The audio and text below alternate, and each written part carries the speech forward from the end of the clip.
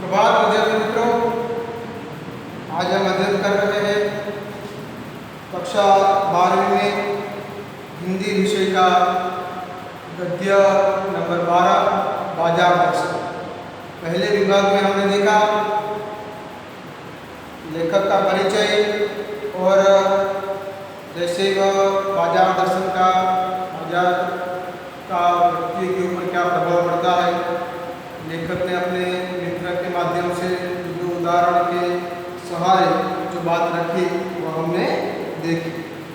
अभी बाजार एक जादू है, जैसे लोहे और चुंबक का संबंध है, वैसा ही बाजार के साथ हमारा जो परचेजिंग पावर है, मनी बैग है, वह सब बातें हमने देखी। अब देखते हैं पेज नंबर 88 पे लास्ट पैराग्राफ जो है वो, यहाँ एक अंतर चिन्ह देना बहुत जरूरी है। मन खाली नहीं रहना चाहिए, इसका मतलब यह नहीं कि वह मन बंद रहना चाहिए। लेखक ने आगे कहा था कि हम जब खरीदी करने के लिए जाए तब हमारा मन भरा होना चाहिए, मन खाली नहीं होना चाहिए। उसका मतलब ये नहीं कि मन को बंद करो, मन को बंद नहीं करना चाहिए।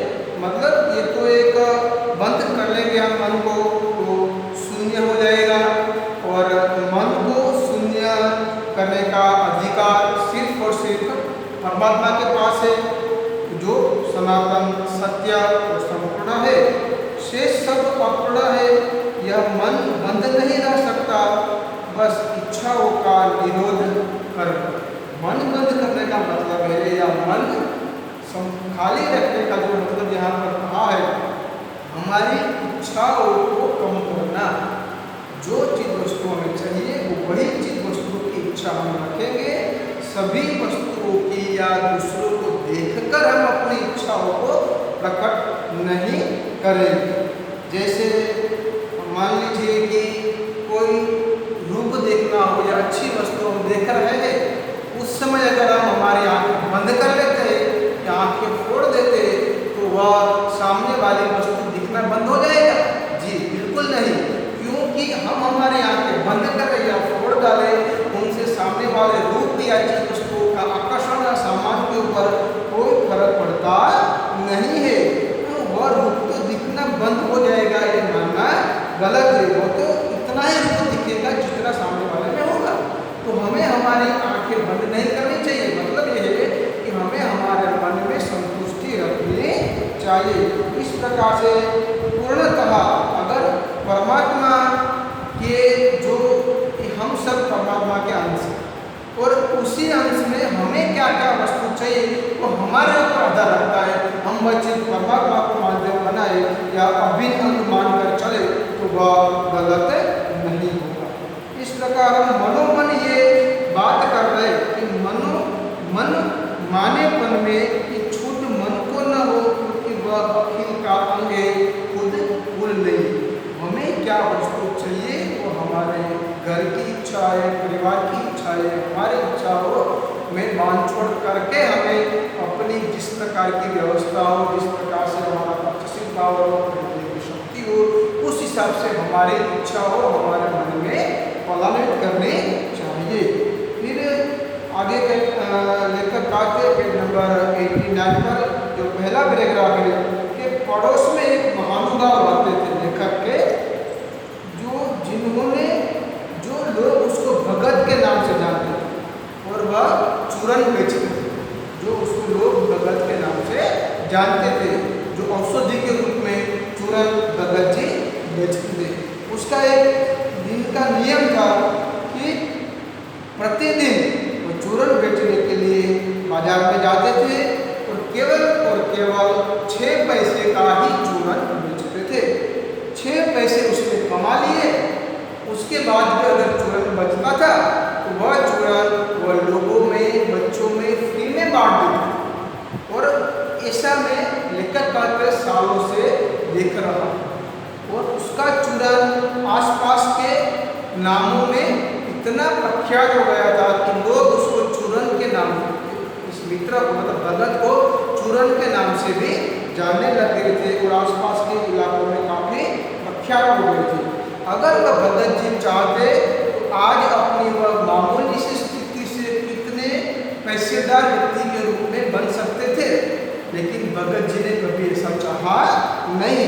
जो उसको जितना बंदी चोर उसके पास होता था तो वह उतने ही पैसे, मतलब 6 पैसों तक ही वह पैसे लेकर चूरन देते थे। उसके बाद वह लोगों में, खासकर बच्चों में फ्री में चूरन बांट देते थे और अपने घर वापस आ जाते थे। मतलब यहाँ कहने का ये मतलब है वो उसका चूरन लोग प्रतिकारा भी था, संता जी को फालतू चीज वस्तु थी। वह चूरन लोग लेने के लिए लंबी लाइनें लगाते थे आसपास के इलाकों में। इसकी चूरन की बहुत बोलबाला भी थी और लोग वास्तव में रोग मुक्त भी होते थे। इस प्रकार से चूरन लेने के लिए बहुत सारे लोग लाभान्वित भी होते थे। उसके बाद भी वह 6 आना में बेचने के बाद वह चूरन को फ्री में बांट देते थे। फिर आगे हम लेखक के मार्ग कहते हैं पेज नंबर 1990 के ऊपर कि अगर जो चीज वस्तु हमें चाहिए वही चीज वस्तु का हमें खरीदी करनी चाहिए या हमारे जीवन में अपनाना चाहिए। ऐसी कई सारी चीज वस्तु होती है जो अनावश्यक होने के बावजूद भी हम उसको लेने के लिए लाभान्वित होते हैं। पेज नंबर 19 पे सेकंड पैराग्राफ है, कहीं आप भूल न कर बैठिएगा, इन पंक्तियों को लिखने वाला में चूरन नहीं बेचता। लेखक वो खुद अपने बारे में कहते हैं, जी नहीं, ऐसी हल्की बात भी न सोचिएगा। यह समझिएगा कि लेख के किसी भी मान्य पाठक से उस चूरन वाले को श्रेष्ठ बताने की मैं हिम्मत कर सकता हूँ। क्या जाने उस भोले आदमी का अक्षर ज्ञान तक भी है या नहीं, और बड़ी बात तो उससे मालूम क्या होगी। और हम आप न जाने कितनी बड़ी बड़ी बातें जानते हैं। इससे यह तो हो सकता है कि यह चूरन वाला भगत हम लोगों के सामने एकदम नाची जा रही है। ये चूरन वाला जो भगत है, लेखक कहते कितना पढ़ा लिखा है, क्या है वो मैं नहीं जानता, लेकिन उनसे कई पढ़े लिखे तो हमारे सामने एक भगत जी तो क्या नाची तो मामूली व्यक्ति, आम व्यक्ति है। हम सबके सामने तो पाठक बिल्कुल ये कहते हैं, हमारे सामने तो ये बहुत ही छोटा नाची या आम व्यक्ति है, फिर भी वह उसके ऊपर बाजार का कोई प्रभाव पड़ता नहीं है। आगे लेखक कहते हैं, पैसे की व्यंग शक्ति की सुनिए, वह दारुण है। मैं पैदल चल रहा हूँ कि पास में धूल उड़ाती हुई एक मोटर कार निकल के जाती है। लेखक कहते हैं कि कोई व्यक्ति अगर पैदल चल करके जाता है और उसी के पास से एक मोटर कार निकल के धूल उड़ाती हुई चली जाती है, तो व्यक्ति जो चल के जा रहा है या आम लोगों को कहते हैं कि वह मन में ये सोच रहा है कि मेरा जन्म कहाँ हुआ। तो अपने माता पिता की ओर दृष्टिपात करते हुए कहते हैं कि मेरा गरीब परिवार में मेरा जन्म हुआ, और जो यहाँ से मोटर कर गए उसको मन में लेने की इच्छा है, बैठने की इच्छा है, उसका आनंद लेने की इच्छा है, तो वह कहते हैं कि उसके ऊपर अपने आप को मैंने कहाँ जन्म लिया, कहीं व्यंग्यात्मक कर दे, कहीं मैंने मोटर कार वाला घर में जन्म लिया होगा, तो आज मैं भी ऐसी मोटर कार लेकर के यहाँ से गुजरता। तो इस प्रकार से छोटे छोटे कई उदाहरणों के माध्यम से लेखक ने व्यंग्यात्मक भाषा में प्रहार किया है कि आपको अपनी इच्छाओं अपने दायरे में रखनी चाहिए। और व्यंग्यात्मक लेख के अंदर कितनी शक्ति होती है, जैसे कि लेखक क्या हो तो वैभव की यह व्यंग शक्ति उस चूरन वाले मनुष्य के ऊपर कभी नहीं पड़ी।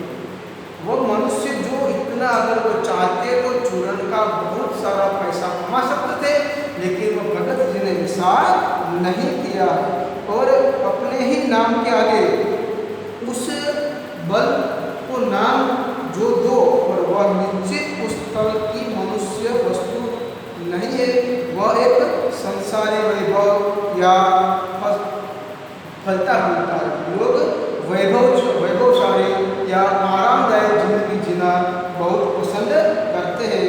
वह चाहे कोई भी वस्तु अपने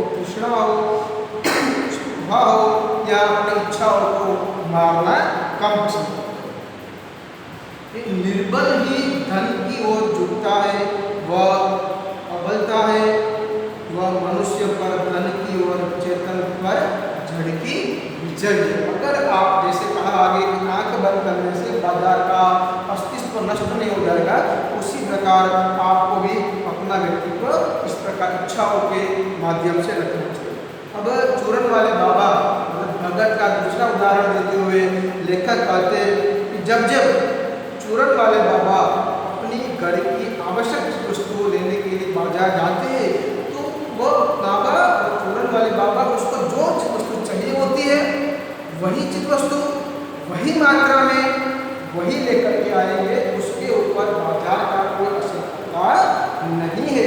जब वह जीरा और काला नमक लेने के लिए जाते हैं बाबा, तब वह इतने बड़े से बड़े शोरूम में दोनों और वही सौंदर्यवान या सुशोभित या सजाई हुई बाजार होगी, बड़े से बड़े किराने की दुकान में भी जाएंगे तो बाबा वही चीज मांगेंगे जो उसको घर से तय कर या मन में ख्याल बना करके निकले थे, वही चीज वस्तु लेने के लिए वह जाते हैं और वही चीज वस्तु लेकर के वो वापस आते हैं।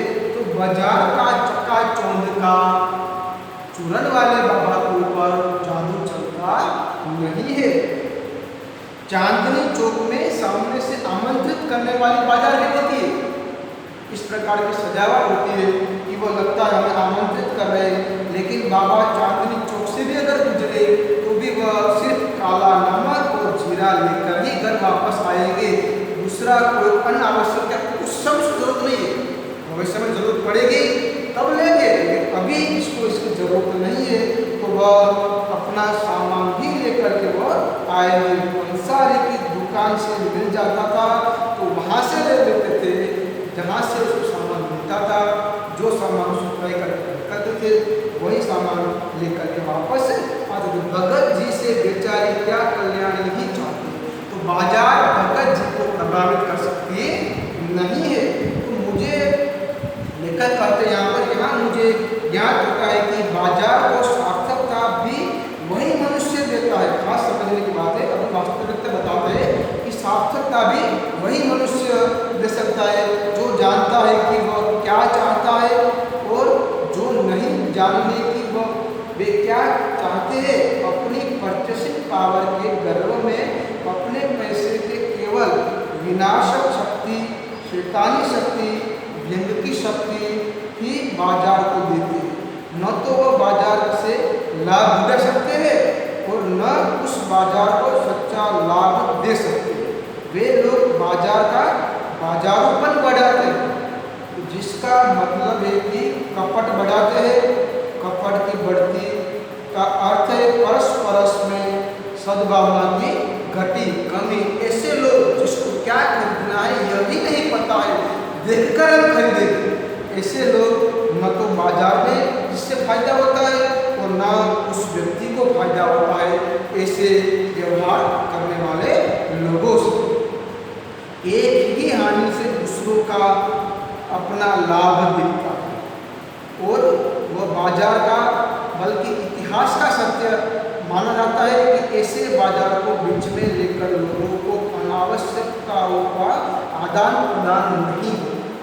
अपने फायदे में दूसरों का नुकसान नहीं करना चाहिए, अपने मुनाफे के लिए सामने वाले का नुकसान नहीं करना चाहिए और ऐसी वस्तुओं का आदान प्रदान भी नहीं करना, बल्कि शोषण होने लगता है और कपट सफल होता है। इसी अवस्था में कपट को सफलता मिलती है, निष्कपट शिकार होता है। ऐसे बाजार मानवता के लिए विडंबना है और जो ऐसे बाजार का पोषण करता है, जो अपना शास्त्र बना हुआ है, वह अर्थशास्त्र असरकार ओधो है, वह मायावी शास्त्र है, वह अर्थशास्त्र अनंत शास्त्र है। लेखक का यहाँ पर कहना है कि जो लोगों को क्या खरीदना है, क्या चाहिए वह भी नहीं पता है, तो ऐसे लोगों को बाजार से कोई फायदा होने वाला नहीं है और बाजार को भी कोई फायदा होने वाला इनसे नहीं है। एक की हानि पहुंचाकर दूसरे को फायदा भी नहीं करवाना चाहिए, ऐसा शोषण होगा, कपट होगा। तो जो बाजार में से हमें लेना चाहिए या बाजार को हमें से लेना चाहिए, व एक दूसरे को मिलना पसंद है। यहाँ पर हमारा ये बाजार दर्शन निबंध पूर्ण होता है। आपको ग्रुप कार्य के अंदर जैसे हर बार करते हो वैसे लेखक का परिचय, साहित्यिक परिचय जो दिया गया है आगे, और यहाँ जो प्रश्न उत्तर दिए गए भाषा के साथ वह आपको आपकी फिर नोटबुक के अंदर लिख करके जैसे होमवर्क का ग्रुप है उसमें PDF बना करके भेजना। ओके, धन्यवाद विद्यार्थी।